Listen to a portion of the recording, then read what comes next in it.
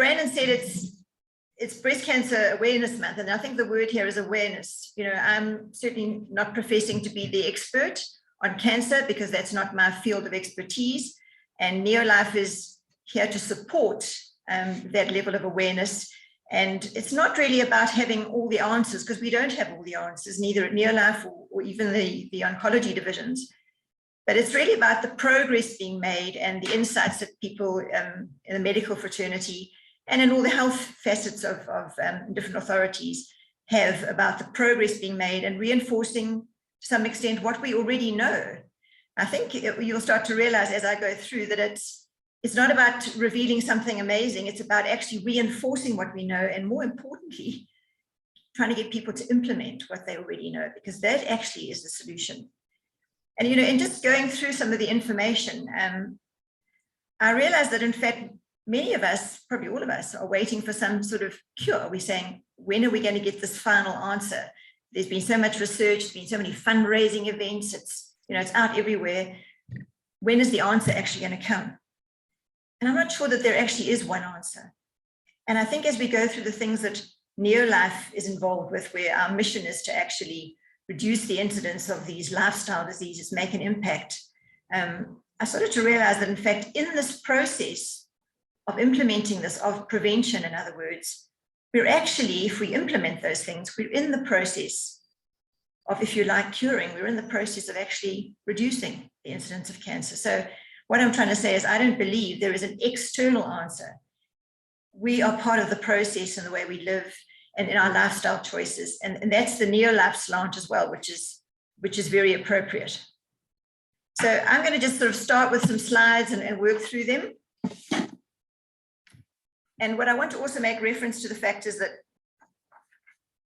because one wants a lot of information, I have used a publication, which is a very current one. It's what we call the third expert report that has just been published actually in 2020, probably compiled and finished in about 2018. So it's about as current as we're going to get in terms of the global insights, the global incidence. And in this particular aspect of the report is about diet and nutrition, which is what we're interested in, and lifestyle choices like physical activity, what it is that we actually do day to day. So this is my point of reference. As I say, that's the information.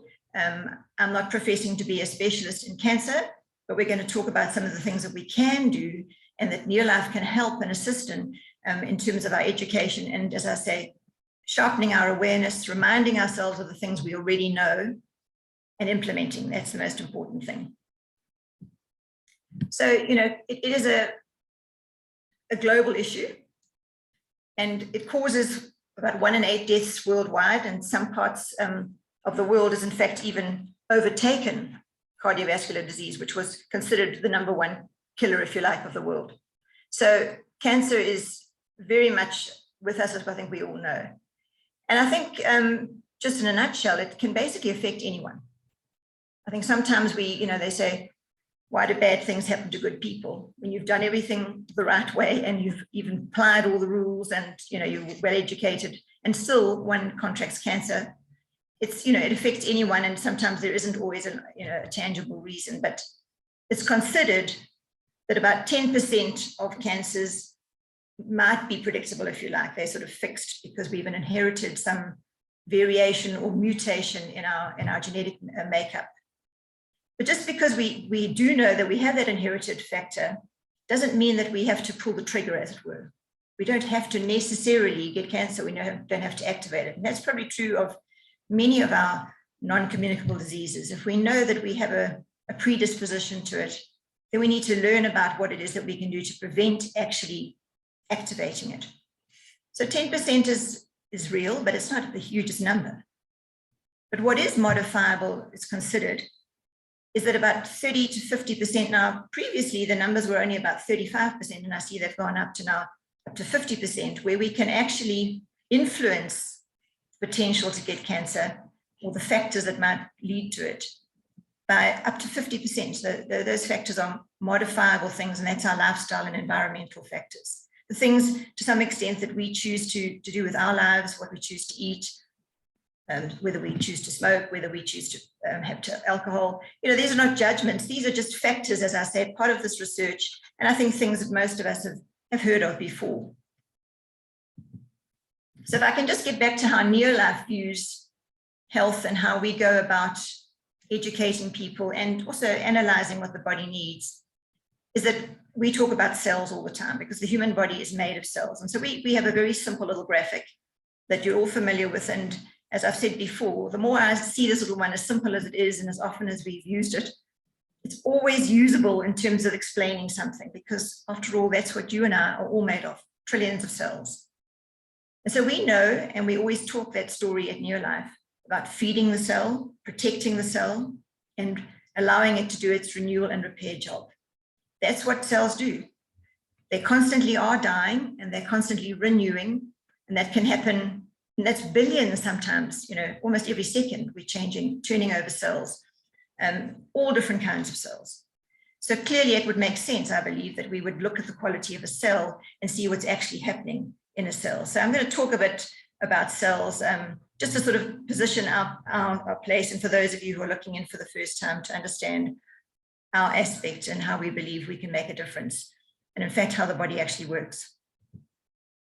So yes, good nutrition then starts at the cellular level, because we're going to talk this evening more about lifestyle choices and how it can influence our tendency to disease, and how we can protect ourselves and our cells and the body against these diseases. So we know that the cell has to be in good condition, that it has to be fed and nourished, and that little circle there is the membrane. That has to be in good condition in order that anything that we eat, whether it's in a food form or in a supplement form, even a medication for that matter, can get through that cell membrane into the cell and do the job it's supposed to do. But before a cell can divide, because that's what they do, remember I said repairing and renewing, it actually has to make sure that it replicates its genetic code, or so that it determines what that cell is. So maybe it's a skin cell or an eye cell. It's going to reproduce as a skin cell or an eye cell. So if we look inside that cell, that very simple graphic, and still keep it pretty simple, there's a lot more going on inside that cell than you just see on the orange circle. But we don't have to get into all the detail. The one I want to look at is the nucleus, the one that looks a bit like a fried egg. That's the center of the cell. That's the nucleus of the cell. And that is where all of us have our genetic material, our genetic code, if you like, our personal recipe. So every cell, as I say, whatever cell it is in our bodies, our individual bodies, has a recipe. And so that cell should be able to renew and repair and replicate itself with that same recipe. And that's crucial, actually, to the process of this disease. So we have to look after that cell, protect it, so that the inside of the cell, the nucleus where our sort of blueprint is almost under lock and key. It's being constantly protected. That's our intention. But in fact, that is where the problem often starts, because this cell is going to divide, and it's the parent cell, and it's going to make daughter cells, generally 2 different daughter cells. So before it divides, it wants to make sure that its genetic material is in good condition, so that it can be an identical reproduction of that cell. So you can imagine, if you think about it, all the trillions of cells that we have. And as I say, things are happening every second of the day, or forever that we are alive. This replication process is a complex process, but it's vulnerable, obviously, to the fact that there could be an error. It happens, just by the fact that we do it so frequently. There could be an error in that replication, for example. But in fact, the cell can be damaged for other reasons as well. Something could go a little awry. And that could be, for example, just things like external factors, lifestyle issues. I'll talk more specifically. Let's say cigarette smoke, for example, even if you're not a smoker, the chemicals and substances in other people's smoke will actually affect the quality of cells. And if that's happening often enough and we don't have enough of the tools, if you like, and in this case, the nutrients to protect the cell, then it's going to be subject to damage. The external part of the cell, and eventually that damage might in fact make its way into the interior of the cell and eventually to our DNA, which is what our genetic material is called, or our recipe, if you like. So DNA is actually what is crucial to our well-being of the cell. So there could be external factors, but obviously also the body is, if I can call it, a series of factories. I mean, all these little cells are basically factories. They require that raw material. That's what that green arrow is on the left-hand side. comes into the cell. That particular cell has to manufacture what it's designed to manufacture based on its recipe. It then exports that substance that is manufactured, just like any other factory, to wherever it's needed to go. And of course, there'll always be waste that is generated, as any factory would. And that's exactly what our cells do on an ongoing basis. So there are internal factors as well. Maybe the byproducts, the waste products of the activity of the cell may not be managed properly for various reasons. So they create waste and toxins inside the body. Free radicals are things that the body produces as well. And they also damage the cell membrane, and they can chink away at it and eventually make their way into the cell and damage the interior of the cell. And of course, the interior of the cell as a factory produces, again, as I say, its own waste, of which some of it will be free radicals. And they can cause damage unless we have all the tools, or the cell has all the tools to protect itself. And then, of course, even aging, people are living longer. So the very fact that we do live longer means we have many more years and many more replications of every cell to go through. So that in itself has a potential to increase the opportunity for perhaps something to go wrong, simply because of this constant replication. And of course, just the process of aging, just the fact that we are getting older, makes us less efficient on occasions, for most things really, actually, just to slow down a little bit and be just less efficient than we used to be. So the actual aging process in itself might expose the cell to a little more vulnerability. But of course, the body is hugely accommodating, as I think we know, and very, very effective at protecting itself and making sure that it survives and keeps doing the work it's supposed to do. So I just want to briefly talk about just some of the things that the cell employs to protect itself. One of these are a family of enzymes. And I mention these because we're going to talk about them later in terms of the food that we eat and also the products that NeoLife provide. And these enzymes are called phase 1 or phase 2. They're a very well-known concept. And what they do, these phase 2 enzymes in particular, the body produces them, and they in fact can pick up, be reactive, if you like, to being able to neutralize a toxin, even though something that's potentially cancer-causing, that could damage the DNA or your little genetic code.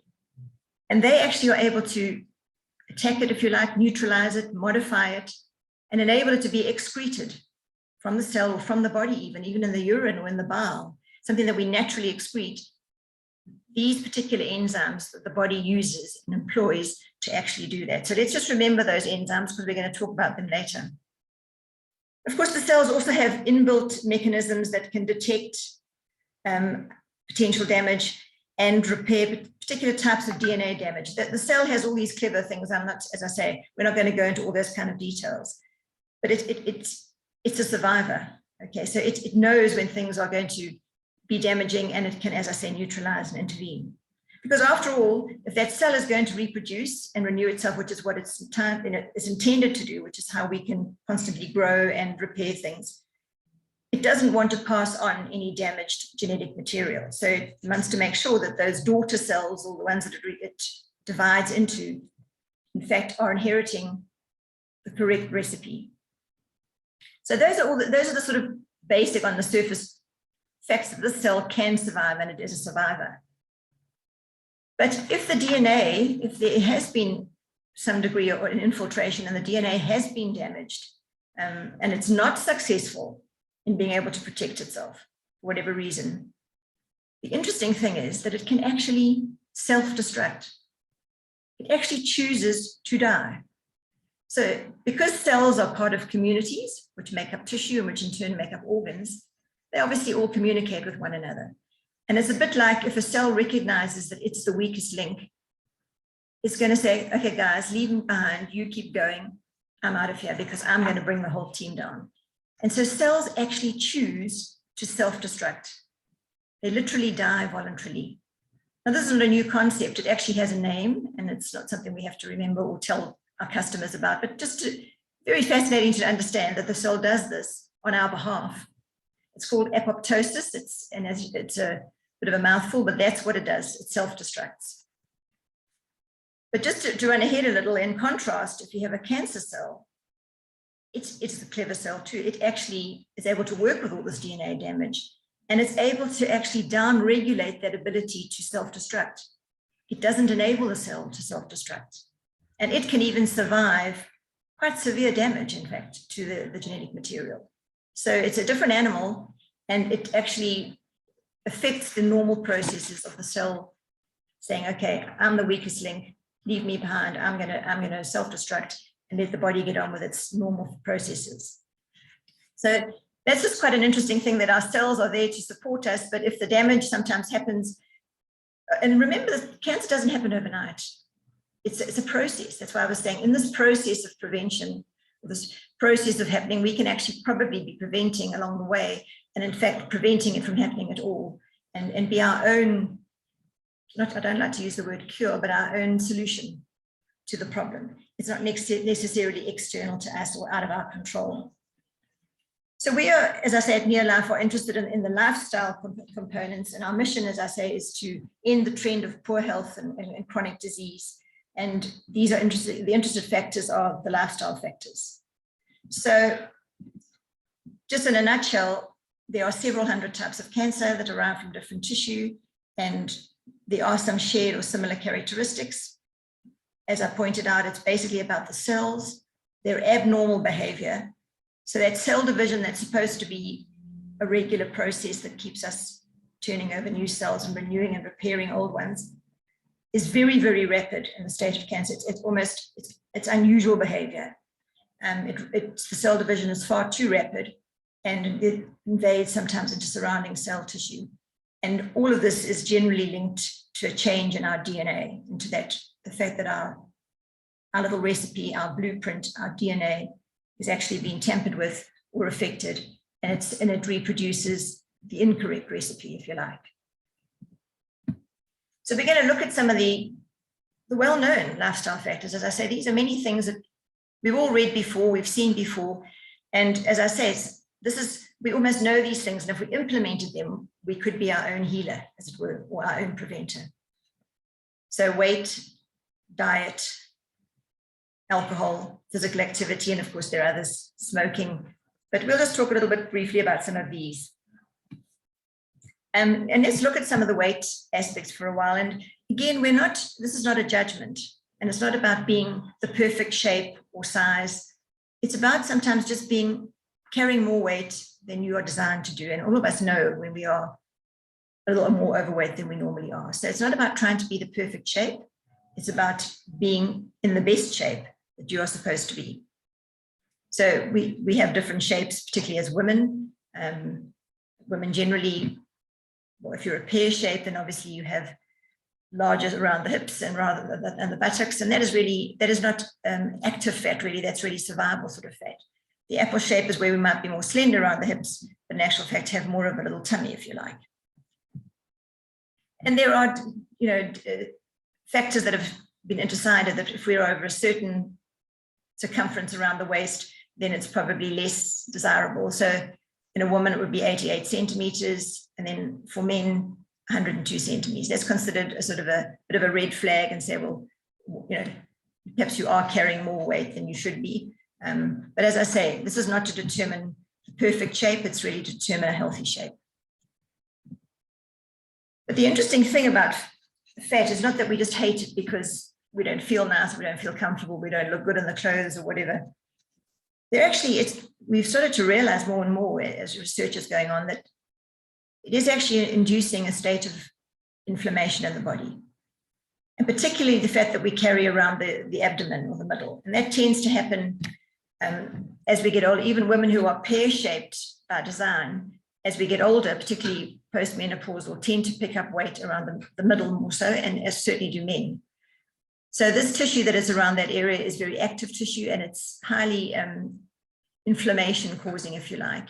And in fact, our immune cells, our immunity actually kicks into gear when we carry too much fat, particularly around the middle. But if we're carrying fat in general, it is an inflammatory tissue. It's not just an inert thing that, as I say, follows us around and we hate it and we're going to get rid of it one day. It's actually, it has an influence on our body and on our health. So it is inflammation causing, and that's not actually desirable in our general well-being.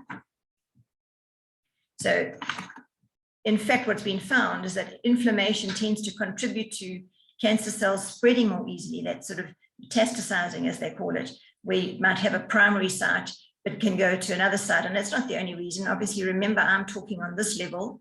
We're not talking from an oncology point of view, and there are many more factors and many more intricacies that play a part. But just in our day-to-day living, things that you and I do when we eat or when we don't exercise or do exercise, these are the things that are actually happening on that sort of level. And they play a part in the long term in our general health and possibly our predisposition to some problems. So inflammation. Inflamação comes in and causes this, is in fact carrying too much fat around with us. And as I say, a lot of it tends to deposit around the middle, initially, as we get older, and then it's a little bit more difficult to shift. And you can see that, remember, cancer is a non-communicable disease. It's a disease of lifestyle. We can't transmit it to somebody else, just like diabetes or cardiovascular disease or arthritis. These are not communicable diseases. Okay, so we have some degree of control of them ourselves, but we don't infect others. But nevertheless, they are all interrelated in some form. And you'll find that this inflammation, for example, is a driver of some of the cancer issues. It causes insulin resistance that relates to our diabetes. So they're all interrelated. And the thing is, in South Africa, we are not doing a particularly good job at setting ourselves up to be resistant, if you like, to the effects of inflammation from being overweight, because 71% of women in South Africa are overweight or obese. And that's a huge number, and there in itself is something that possibly we could be doing something about, looking to see how we can prevent. It's not a judgment yet again, and it's not easy to lose weight, we know that, but possibly we don't need to get ourselves to that situation if 71% of women in South Africa are in that state, and it is a contributor to the problem of cancer, as well as other communicable diseases. So I talked about weight, and that's just one aspect of it. And then obviously what we eat affects our weight and affects the quality of the help and support and protection that we can have in terms of our cells, which in turn influence whether we may be susceptible to a particular condition or not. So we're looking at the plate of the nation. And this is just, we often talk about our plate in a sort of a simplistic way at NeoLife, but this is in fact from publications. And you'll start to see that South Africans are very big meat eaters. So the one on the left is what tends to be the tendency in South Africa, and the one on the right is one of the recommendations from some of the health authorities. So that green wedge or dark green wedge, for example, is the amount of meat that the population seems to be eating, 29% compared to about 12% on what is considered a recommendation. So we work within that as a ballpark figure. Also, the starch component is very, very high. But what you'll see with that reddish sort of brick color is actual fact the amount of vegetables that people are consuming. And we all know we're supposed to eat our fruit and vegetables, but the point is, it's one thing knowing, it's another thing doing. And I think that's really what I'm saying in this process of implementing the things we already know, we are part of the solution. And you can see that the percentage of the meat on a plate increases even further when there's special occasions. So it doesn't mean that meat is bad. It just means that we should probably be observing and just changing some of our habits and shifting that plate somewhat. It doesn't happen overnight, but if we know about it, we implement it, we start to set ourselves up for better health. And again, then, so let's just look at some of them. We're going to talk about the vegetables because at NeoLife, we're big on fruit and vegetables. And vegetables seem to be the thing that is lacking, even compared to fruit. People seem to eat fruit as a snack more than with a meal, but vegetables tend to be something that we have on our plate for a meal. So if you look at the top four there, what we generally as a population tend to consume the most of is the tomatoes, onions, cabbage, and carrots.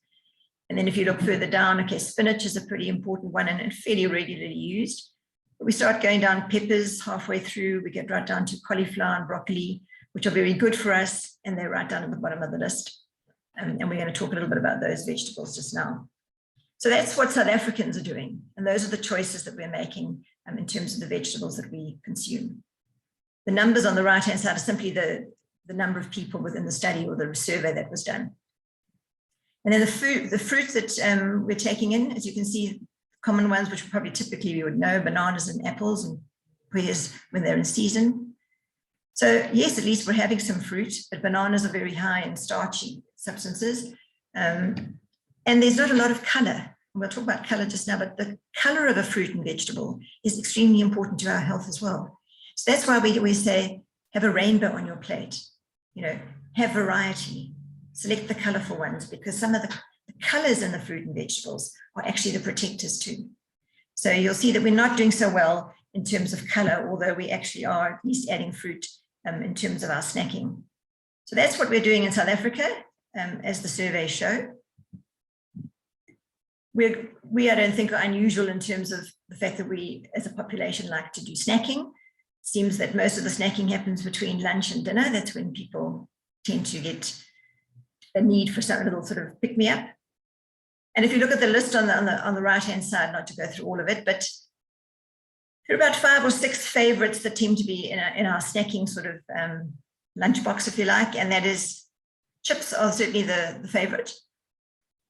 Chocolate, again, fizzy drinks going up, and you'll see that, in fact, that's increased in consumption, even though we have a sugar tax, and even though there's a lot of information about not drinking sugar-sweetened drinks, those have, in fact, gone up by more than 68%. So they're quite high on the snacking list. But what I was pleased to see that fruit and fruit salad is up there too. So people tend to have that, as I say, not necessarily with a meal, but they do choose to look at it. But it's generally apples and bananas.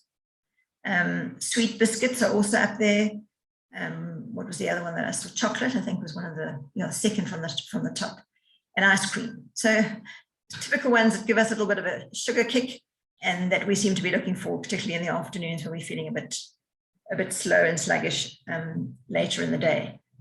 So our soft drink intake has gone up, and the overall consumption of processed sugar has increased by 33% since 1999, in spite of the fact that's probably being talked about a lot more since 1999. And certainly, as I say, the imposition of a sugar tax is meant to curb this behavior, and yet it doesn't seem to be doing that particularly effectively. So that's what we're doing in South Africa in terms of our eating habits. And of course, physical activity is one of the issues that influence our well-being. But perhaps if we just go back to some of these foods for a minute, let me just think about some of the things that I wanted to share with you. The fruit and vegetables, the reason why they are important, and I said the color was certainly an aspect, but obviously they provide many of the micronutrients that we need, the vitamins and the minerals. So your vitamin C, your vitamin E, your folate, which is one of the vitamin Bs, selenium. Those are very important if we're talking cancer specifically. But as I say, the colors were important, and those are what we call phytonutrients, plant nutrients. So they're not specifically vitamins or minerals or the things we commonly talk about or think about, and which many people will often dismiss the use of perhaps the inclusion of a supplement or something different, because they say, no, well, I'm taking a multivitamin and mineral. And that's great. That's covering all the bases. But there's a lot more to our nutritional plate than just the vitamins and minerals. There are other things that we need to start recognizing. And if we're not eating the quantity of foods that we've been recommended to do according to the plates that we should be eating, then we're lacking some of those things. And those sometimes can come out in the form of a supplement that could be beneficial. And so these phytonutrients or plant nutrients that are not specifically, as I say, vitamins or minerals, are very important and a very important activity in the body. And they do, in fact, and as well researched, have an influence on the growth of a tumor. In other words, a collection of cells that may be malignant. And it has an effect on the growth of those cells in different tissues and cells around the body. And the names of some of those, and as I say, this is actually out of this research, not from a NeoLife point of view, and we'll talk about some of these names: carotenoids, flavonoids, isothiocyanates, which is a mouthful, but you'll get that from some of your broccoli, cabbage, cauliflower family, which you can see that people don't particularly enjoy eating. But in fact, those are some of the things that are very protective to our bodies. So we're going to bring that all together when we talk about some of the products and what we feel is a gap in our diet. But physical activity, get back to that one. We all know we should be doing some activity, because in fact, it decreases circulating estrogen levels, which have an influence. Estrogen, obviously one of the hormones. It's a messenger. Hormones are messengers. They they instruct the cells what to do. So very often, particularly as we get older, we have high estrogen levels, perhaps some progesterone, so we have a dominance of estrogen. And so we want to be able to regulate that activity. And if we are more active, our body does it for us. Physical activity reduces that inflammation that is almost fertilizer for disease, all disease. And insulin resistance, which we get again from inflammation, carrying too much weight as well, that causes conflict with our sugar levels, and we can induce not just cancer problems, but also diabetes. And the other benefit, of course, is that it enhances our immune system. And that in itself, you know, we talk about cancer, and obviously we focus on where the cancer is in those cancer cells, but we hopefully to look broader and realize that we have to look after the rest of the body too. And our immune system does that for us. So physical activity, just by moving more. And we're not saying rush out and go to the gym, run a marathon, do something that you're not comfortable doing. Let's just move more. And I think in our daily lives now, where everything is so on tap and, you know, flick your thumbs and things move and you don't have to move, is actually hugely to our disadvantage from a health point of view.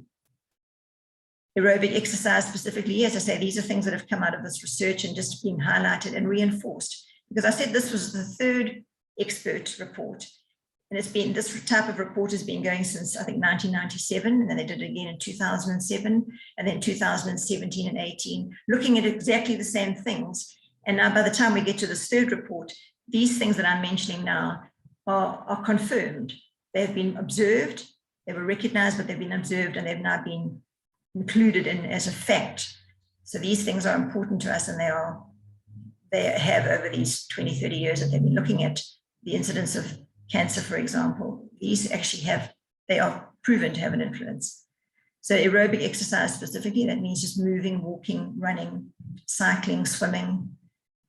It decreases this oxidative stress, which is what can damage the cells, the external part of the cell, the internal part of the cell, and eventually your DNA or your little recipe, and manage to decrease the potential for the cancer to actually take hold.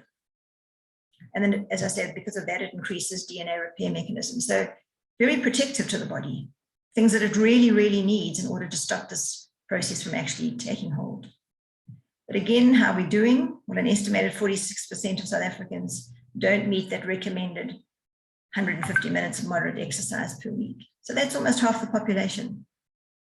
So as I say, if we were to implement the things we actually know, perhaps we would be part of the solution rather than looking externally to find something that's, you know, as I say, a light bulb moment and suddenly we've got a cure for cancer. I think we're part of the process. So let's look at, I've talked about the background and the sort of lifestyle thing. So let's look at what NeoLife, how it thinks, how we think. We've got a scientific advisory board who conceptualize products. And I'm just going to look at some aspects that we've talked about in terms of the foods, for example, that we should be eating. And I think it's pretty obvious that there is a fruit and vegetable gap, and it's a very important one. And so many years back, our scientists put this together, and these are very, very unique in the marketplace. Carotenoid complex, when it came out, I mentioned the word carotenoid, and that came up in the study that I was using as a research tool. And in fact, we pioneered this. We didn't invent the word carotenoid or flavonoid or cruciferous, but people had not heard of these words in the general public domain. And we had to do a lot of work educating people that, in fact, we should be eating these different fruits and vegetables that provide these three different categories of nutrients or phytonutrients. So let's look at them in a little bit more detail. Carotenoids, for example, are powerful protectors or antioxidants. And in fact, they're found in predominantly your red, yellow, and orange fruit and vegetables, but you'll see on that list that spinach is there also, which is, of course, bright green. But that green chlorophyll color, which is a natural substance in nature, is actually covering the pigment below it. So this is a very, very powerful product from that point of view because it protects and defends cells, and we'll mention how. But at the time that it was introduced, which was many years ago now, as I say, people hadn't heard the word, and people we'd never had a product on the market, and still don't actually, that's got all these nutrients from these different foods. So what we have in a container of, let's say, 90 capsules is the world's first whole food carotenoid supplement, and in fact, the only one at the moment that's come from those actual foods And we had to use 115 kilograms of the raw material. Remember, I said the cells want substances in the factory so that they can produce something else or protect themselves. So we had 115 kilograms of raw fruit and vegetables required to be able to get the pigments, because carotenoids are the pigment in these fruit and vegetables. They're not the vitamin C or the fiber. They're actually the pigment out of there, which in fact, interestingly, protects the fruit and vegetable, because after all, they're exposed to pollution in the environment and generally the elements. So it protects the fruit and vegetable. And when we eat them, it protects us. So what we've done is say, look, we all know, and certainly it's not something NeoLife is not saying, food is the first prize, eat the food. We all know that, of course, not always we give pesticides and herbicides and the soil isn't what it used to be. You know, there are disadvantages sometimes just in the way we're living and farming to some of the foods, and perhaps they aren't giving the nutrients that we thought they were. But certainly food is first prize, because, you know, we're social beings, we're going to eat, we're going to share our time with people, and it's usually around a plate of food. And so that's what we should be doing. It's the choices that we should be making. And we know, all of us, if we're really honest, that we don't actually always achieve on a daily basis the recommendations that are made. We should be having, you know, a minimum, which sounds doable, of 5 fruit and vegetables a day. That was the first step of getting people to eat fruit and vegetables around the world, in fact. We didn't manage to achieve that. Most countries around the world didn't, and South Africa most certainly didn't. 2 fruits and 3 vegetables, and people weren't achieving that on a daily basis. Doesn't sound like a lot, but doing things on a daily basis, that's the challenge. So that's what prompted the NeoLife scientists to say, let's look at these fruit and vegetables. Let's see what it is that we can do to deliver it back into the diet so that we can get it on a daily basis and fill the gap, not take the place of the tomato or the strawberry or the apricots, but fill the gap when we don't eat them. That's our job. And I believe we do a very good one. And we've actually researched the products to prove that. So as I say, when we actually introduced this product, it was the talk of the town, actually. We were invited to present, you know, this information about carotenoids to an academic forum. And researchers in the audience from the United States Department of Agriculture were so intrigued that we'd actually done all the homework on fruit and vegetables in this way and actually extracted these pigments. They asked if they could do the research on it themselves. And in fact, so unique was this process of getting these pigments and these nutrients out of the actual fruit and vegetable that the product was granted a patent. I mean, we didn't invent fruit and vegetables, but we certainly invented a way of delivering back something that they could deliver to the body. And so that research showed that it improves the immune system in just 20 days by 37%. And remember, we're not just talking cancer cells, we're talking about the whole body protecting itself, even though it might have cancer, because we don't want it to spread. The body has to survive. So your immune system is very, very important. So it improved that. And if you'll see there at the bottom there, it boosts the antioxidant levels in the blood, which are cellular protectors. They protect us. And so that's what we're trying to do. The cell has to protect itself. It's trying to protect its genetic material so that it doesn't get damaged, reproduce the wrong cell. So this was a very unique component, as I say, to something we had gone to fruit and vegetables and said, let's put it back in the body. And also an interesting thing is, I know we're familiar with vitamin C and vitamin E. Those were some of the micronutrients that fruit and vegetables will provide. But in fact, you can see from this graphic that just taking one carotenoid complex capsule is 4 times as strong in terms of its protection properties than a vitamin E 200 capsule, even though you must take the vitamin E because it plays its part as well. But can you see how powerful the carotenoids are? And those are the pigments in the fruit and vegetables. Vitamin C too, double the power in terms of protection of that cell, the cell membrane, the fact that it doesn't get damaged within the cell. So it's a hugely valuable contribution to our protective properties that protect us from possibly damaging a cell that will replicate with the wrong recipe and start to cause chaos in the body. The carotenoid complex, extremely important on a daily basis, and to eat those fruit and vegetables.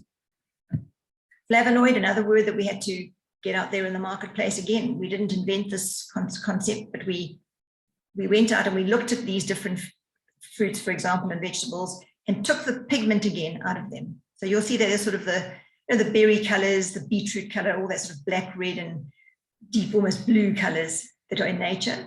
Those are actually flavonoids. And they are water soluble, so they work in different parts around the cell and in the body. But again, they protect and defend cells. So how do they do that? Well, in fact, as I say, they're water soluble, they're antioxidants. In other words, they neutralize and fight normal processes, normal waste product, as I said, that factories make.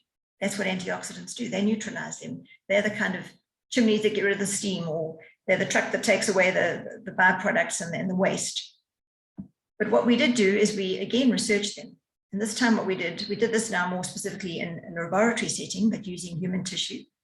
And actually what was found, because we were allowed to use the United States National Cancer Institute's protocols, in other words, the systems they use to do testing on products and on cells.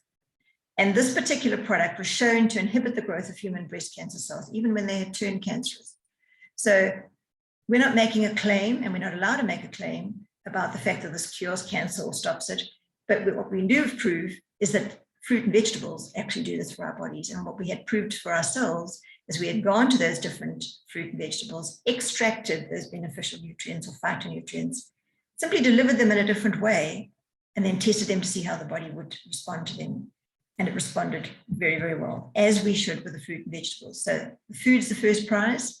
If we're not managing to get that on a regular basis daily, then we can fill the gap with something that comes from those actual foods and has a benefit to play as well. And then cruciferous vegetables, and that again is probably an unfamiliar word, but that's all the, the ones, the broccoli, the cabbage, the cauliflower. We went to, you can see they're quite distinct flavored foods. They're very, they sort of quite pungent in their smell. They sort of got a sulfur base, and they're highly protective to the body. And we should be having a portion of these daily. That's the recommendation. And what you'll see here is they don't only protect cells, they actually help the cells defend themselves or protect themselves. And that's an interesting thing. And that takes us on to actually the enzymes I was talking about earlier. How does a cell protect itself? Well, Cruciferous Plus, which has got these cruciferous extracts from these very distinct smelling and tasting foods, it inhibits the growth of human breast cancer cells. We found that, again, in studies on human tissue. But what it also does is that it increases the activity of those enzymes that I mentioned that are in the cell and that can intervene or interrupt the arrival of some toxin, potentially a carcinogenic one, perhaps one that's cancer causing, and detoxify it, neutralize it, remove it. And this particular product, when it was tested, actually increased the activity of those particular enzymes. And the enzyme that we normally make ourselves is called quinone reductase. That is what it is, just to make it real and authentic. So when we are able to upregulate that, we actually enhance the detoxification systems that our body naturally has. So isn't that exciting? It's amazing that we perhaps didn't even realize that some of the fruit and vegetables we know we're supposed to eat and don't are doing all these amazing things. But what NeoLife has actually said is, well, let's go there. We've got to make a difference. If that's part of our mission, we want to make a difference to the world. Let's help somebody at least fill a gap. Preferably eat the foods, but I think you saw on that list of preferences that broccoli was right down the bottom there, and broccoli is a hugely beneficial vegetable, and for many different aspects of it, but in this particular case, to enhance the ability of the cell to say, go away, well, I'm going to make you into something else, and we're going to eliminate you from the body. That's what phase 2 enzymes do. So what we did is to make this easier so that excuse me, we don't have to go and perhaps open little bottles. We put this into a little sachet, a daily sachet, 3 carotenoids, 2 flavonoids, and 1 cruciferous product, because that's the proportion that we should be eating sort of on a daily basis. And that provides what you would have from 6 optimal portions of fruit and vegetables that were rich in these particular phytonutrients. That's the amount that it's providing to you on a daily basis. So this is a winner. Phyto defense, phyto meaning plant, defense meaning obviously to defend. And that is what we have set out to do. And I think I've shown you that, in fact, our research has proven, and it's not our research, it's independent research, has in fact proven that we have delivered it from these actual foods to help everybody fill a gap, particularly one that I think most of us fall prey to, even with our best intentions. And then, of course, I think you saw on the plate that I don't think fish even had a showing. And of course, fish provides, certainly fatty fish, not because it's fried, but because it naturally has its own oils, and not even the oils in the liver of the fish, it's actually in the flesh of the fish. Those are actually very beneficial. Omega-3 fatty acids, I think, are quite a familiar term to people. but they in fact are substances that we can't make in the body or not adequate amounts of it. So we have to get them from a food source. And they didn't seem to appear on our plate of food, but typically as a South African plate. What is unique, though, is that, of course, there are many of these products out there because it's been talked about such a lot. But I think a lot of the public just hear salmon oil, or perhaps they hear fish, and they hear omega-3, and they hear perhaps cold water, and that ticks all the boxes. And then they just buy perhaps the cheapest one or the one with the biggest capsule, because it's so overwhelming to look on all the shelves and try and make a decision. So just some things that people should be looking at. First of all, does it tell you which fish is in the product? And I mean, that you would think is pretty obvious, but in fact, I've gone around looking at some of these things, as many of you have. And sometimes they don't even tell you what fish is in the product. I mean, if you went to a restaurant and you choose fish of the day and they couldn't tell you what it was, you probably wouldn't buy it or eat it. That would make sense. So sometimes we're not even informed about what it is we're eating. So then when you're making selections about things, we need to start to be critical, and we can only be that if we have a bit of insight into what is expected of a food. And here, for example, we talk about, you can see there are 8 little fish there, because actually there are 8 components to this family of omega-3 fatty acids. And you'll find, I think the best I've ever seen on the market is that there are 4 different components. So we haven't left, as we don't tend to do, leave anything to chance, even though the body might be able to, with the help of something else, manufacture something. We make sure that it's there on demand, because when the body is compromised, it's much less efficient at being able to go to the pantry, if you like, pick out the ingredients and make the finished product. So we don't wait for that to happen. We give you everything that the body needs on demand. So this is the only product on the market that in fact has all these 8. And again, it's not something we invented. It's the way our cells work. It's the way the body works. And so we have gone to not just one fish, but 4 different fish to be able to provide this. So tuna, mackerel, sardines, and salmon, and anchovies. And we've actually, not the mackerel, the anchovies, and put this into the product. So 4 different fish. And we know that, again, because it's research, that little picture at the bottom is saying, this is what is in every capsule every time. And again, you would expect that to happen, but that's not what always happens.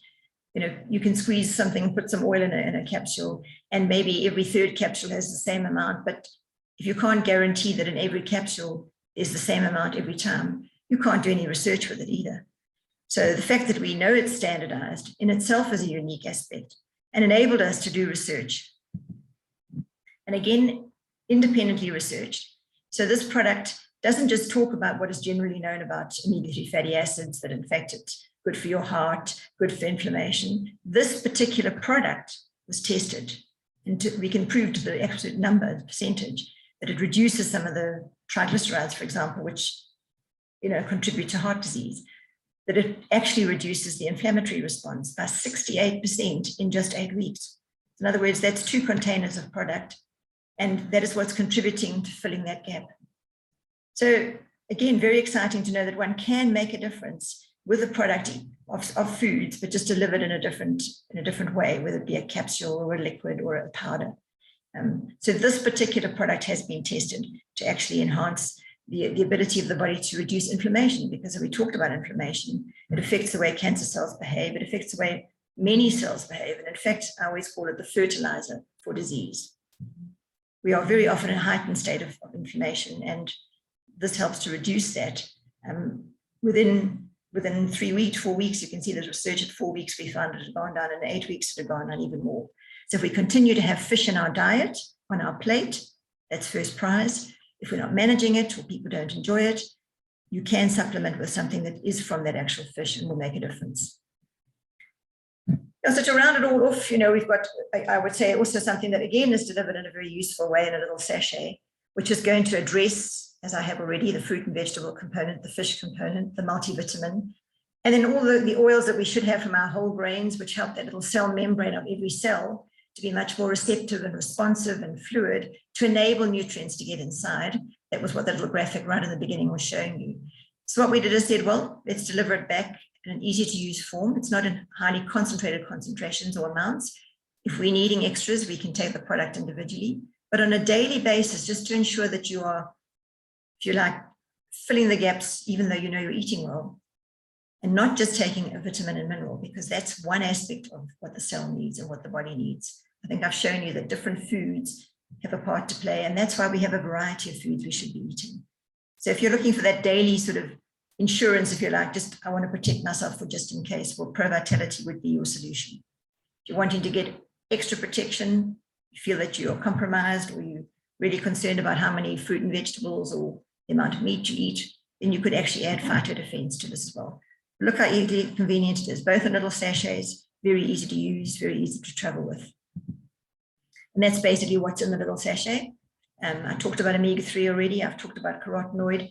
So they're already in the pack because that's giving you a good plate of food, or if you like, tweaking your plate of food.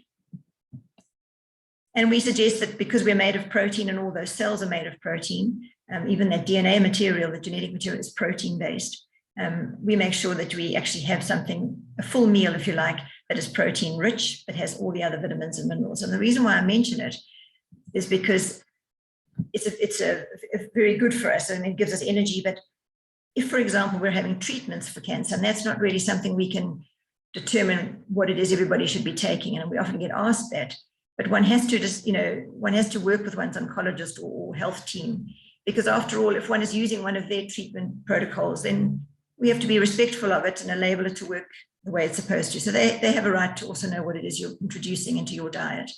And this would be something, if you look at all the things it doesn't have, it doesn't have undesirables in any way. This is a really good meal for anyone, and particularly someone who's perhaps going through the treatment, because after all, you do have to eat. And there's nothing artificial in this particular product.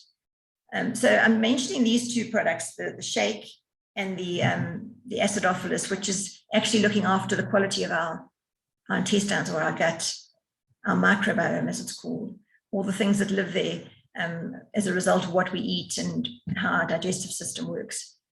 Because if we're taking medications, it's going to influence our gut, it's going to influence the body in general. So in my opinion, if I was going to favor something that was, I don't believe, going to influence and affect any treatment, I would be looking at the shake, because it's a meal in a glass. And you might say, oh, it's got some chocolate in it. Well, it's natural chocolate, which is good for you. And a point I might like to make that, sometimes when people are having treatment, and although the systems now are much more sophisticated and often they don't make us feel as nauseous as we used to or reduce our appetite, but very often some of them do, and people don't have an appetite. We need to give people something they enjoy using or eating. So it doesn't always have to be, we shouldn't turn around and say, oh, that's not good for you. If it's, let's say they feel like some ice cream. People need to eat, they need to get calories in. And so if they feel like having ice cream today and you want them to have vegetables and they won't eat the vegetables, let's rather have them the ice cream for that moment. And then the day tomorrow, they'll probably feel different and they'll eat some of the better things. So having a shake like this, and it just reminded me when I saw the chocolate to actually mention that to you. I mean, this chocolate is good for you actually in moderation. This is a meal in itself. It's palatable. And I think also we know that when people aren't feeling well, and when you're not feeling well, you don't want a large plate of food. So just like you don't want a large shake or glass of anything. So give it to people in moderate amounts and perhaps sip it through the day. So this is a really useful product to have for the whole body, to give you energy, to give you all the vitamins and minerals, the fiber, good quality protein, so that your body, not just where the cancer is, but your whole body can actually have a fighting chance. And then acidophilus, as I say, is related to the gut, because our gut, believe it or not, is actually a huge part of our immune system. It's a huge part of our mood and the way our brain works. It's called the second brain. So, and it gets affected, it gets out of balance when we take medications, whether they be in any form that they're given. So I would, if it were me, and I've seen it help many, many people, but as I say, it's something you discuss with your health and medical team.